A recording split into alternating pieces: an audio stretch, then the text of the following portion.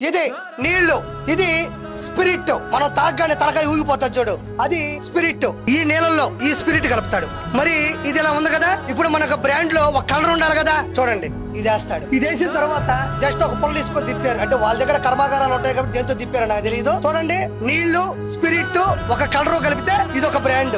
దీన్ని తీసుకెళ్లి చూడండి ఈ ఒక బాటిల్లో పోసేస్తారు. రెడీ, జస్ట్ 1 minute లో వాటర్ రెడీ.